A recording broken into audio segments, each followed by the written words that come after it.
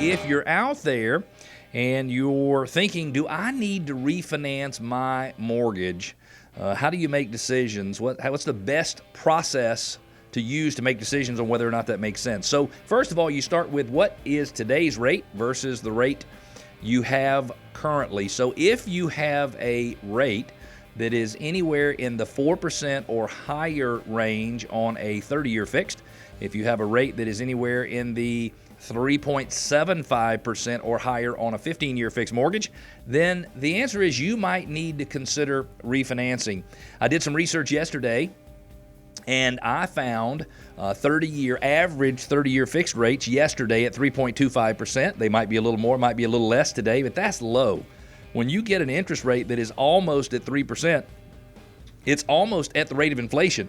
And if you can borrow money, in my opinion, at the rate of inflation, you really are borrowing it almost free, because the value of what you're purchasing with it should increase at least at the rate of the interest that you pay on the mortgage. I don't know if that makes sense to you, but the reality is the closer the interest rate is to the rate of inflation, it's almost like having free money. So if you have a 30-year fixed and you're at 4% or higher, yep, you should look into it. If you have a 15-year fixed and you're at 3.75% or higher, yes, you should look into refinancing. So how would I make decisions if I were looking to refinance my home? How should you make decisions if you're looking to refinance your home? I recommend that you use a payback period decision-making process. How does that work? It works like this. Let's say that you were going to save $200 a month on your payment by refinancing.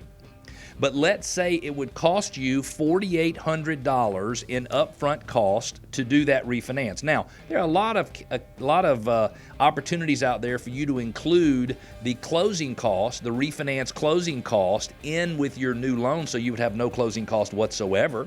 And if that's the case and you can still save an adequate amount of money, it might make sense. But for most of us, we can get the lowest possible rate when we pay all of the closing cost ourselves up front. So in our example, we have got a refinance where we would save $200 per month, and we have an example where it would cost us $4,800 up front to refinance. So I believe that you need to be able to recoup the cost of the refinance in less than 24 months.